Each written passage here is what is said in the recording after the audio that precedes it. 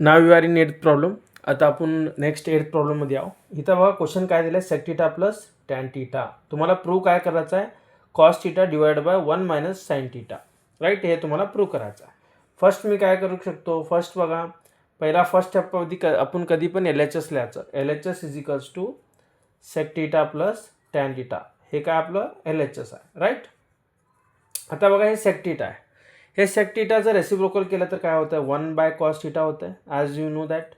आणि हे टॅनला काय लिहू शकतो आपण, sign theta divide by cos theta. हे तुम्हाला फॉर्म्युला माहीतच आहे. इथं बघा हर एकमध्ये लिहायच्या अगोदर एक रिझन लिहायचंच 100%. सेक थिटा कसं आलं आहे तुम्हाला, sec theta is equals to 1 by cos theta. आणि टॅन थिटा कसं आलं आहे तुमचं, sine theta divide by cos theta. Sine theta divide by cos theta हे तुमचं टॅन थिटा आहे. हर एकमध्ये रिझन लिहायचं कंपल्सरी आहे. राईट, आता तुम्हाला इथंपर्यंत तर कळलं आहे की तुमचं सेकला 1 बाय कॉस घेतला आणि टॅनला काय घेतला, साइन बाय कॉस थिटा घेतला. आता नेक्स्ट आपण काय करू शकतो, ह्याला दोघींना आपण काय करायचं आहे, मल्टिप्लिकेशन करायचं आहे. ह्याला दोघींना काय करायचं, मल्टिप्लिकेशन. कसं करतो बघा आता नेक्स्ट. 1 प्लस साइन थिटा होतं आहे आणि इथं खाली काय डिनॉमिनेटर सेम आहे. आता सॉरी मल्टिप्लिकेशन करायचं नव्हतं आपलं, 1 प्लस साइन थिटा. इथं काय cos theta denominator as it is cos theta आपण काय करतो, मी डिनॉमिनेटर करतो.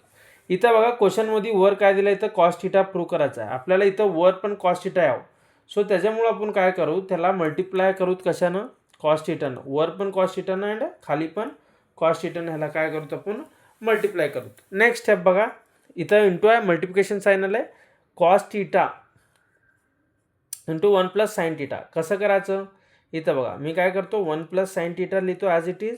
हे कॉस थिटाला इथं पुढे लिहितो. हे कॉस थिटाला काय करतो मी, पुढे लिहितो.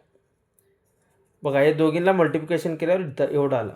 अँड खाली काय येतं, cos theta. Cos theta into cos theta, cos square theta होऊ शकतं आहे ऑब्वियसली. कॉस स्क्वेअर थिटा होऊ शकतं आहे. नेक्स्ट बघा, आता तुम्ही इथं काय बघू शकता, तुम्हाला ऑलरेडी एक फॉर्म्युला माहीत आहे. एक फॉर्म्युला कोणचं माहीत आहे, म्हणजे तुम्हाला sine square theta plus cos square theta is equals to 1. हे फॉर्म्युला तुम्हाला माहीत आहे. अँड आता आपण काय करायचं आहे, आपल्याला इथं बघा कॉस स्क्वेअर थिटाचं फॉर्म्युला आपण काय लिहू शकतो. बघा हे साइन स्क्वेअर थिटाला तिकडं पाठवलं तर इथं बघा हे कॉस स्क्वेअर थिटा कसं आहे तसंच लिहितो मी, इज इक्वल्स टू 1 कसं आहे तसंच लिहितो. हे साइन स्क्वेअर थिटाला तिकडं पाठवलं तर प्लस असलेलं काय होतं आहे, मायनस साइन स्क्वेअर थिटा होतं आहे. राईट, सो हे कॉस स्क्वेअर थिटाबद्दल मी काय लिहितो आता, 1 मायनस साइन स्क्वेअर थिटा लिहितो. आता बघा इथं cos theta 1 plus sine theta divide by cos square थिटाबद्दल काय लिहिलो मी, 1 मायनस साइन स्क्वेअर थिटा लिहिलो. काय लिहिलो, 1 मायनस साइन स्क्वेअर थिटा. आता बघा नेक्स्ट आपण काय करू शकतो इथं, आता इथं हे 1 मायनस साइन स्क्वेअर थिटाला हे 1ला पण आपण 1 स्क्वेअर पकडू शकतो. अँड 1 स्क्वेअर पण तेवढंच होतं आहे, 1 पण तेवढंच होतं आहे. इथं तुम्हाला एक फॉर्म्युला माहीत आहे, A square minus B square is equals to A plus B into A minus B. आता इथं बघा ए प्लस बी आहे इकडं, इथं हे काय ए मायनस बी आहे. इथं बघा 1 मायनस साइन स्क्वेअर थिटा आहे, इथं पण ए पकडा, ह्याला बी पकडा. ए स्क्वेअर म्हणजे 1, बी स्क्वेअर म्हणजे साइन स्क्वेअर थिटा. ए म्हणजे 1, बी म्हणजे साइन थिटा. हे पकडून काय करा आता नेक्स्ट तुम्ही, हे ऑलरेडी हे दिलेलं आहे. आता हे फॉर्ममध्ये आपल्याला लिहायचं आहे. कॉस थिटा कसा आहे ॲज इट इज लिहा, cos theta as it is कसा आहे तसंच लिहा. 1 plus sine theta as it is कसं आहे तसंच लिहा. वरचं क्वेश्चनला काही हे करू नका. आता खाली काय येतं आहे, इथं बघा A square minus B square कसं येतं, A plus B and A minus B. ए काय इथं 1 लिहितो, प्लस बी काय साइन आहे, ए काय झालं तुमचं 1 प्लस साइन थिटा इंटू मग काय ए मायनस बी.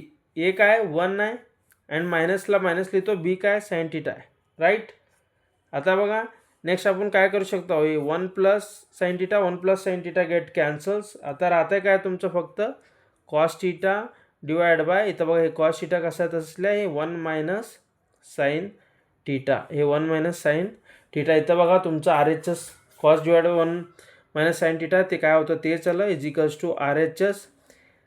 लास्टला काय करायचं तुमचं LHS is equals to RHS लिहायचं. ॲज इट इज क्वेश्चन कसं आहे तसंच लिहून काय करायचं, हेन्स प्रूव्ड म्हणून तुम्ही लिहायचं. अँड हे प्रॉब्लेम कम्प्लिटेड. हे खूप इझी प्रॉब्लेम आहे, 2-3दा प्रॅक्टिस केल्यावर तुम्हाला येत आहे.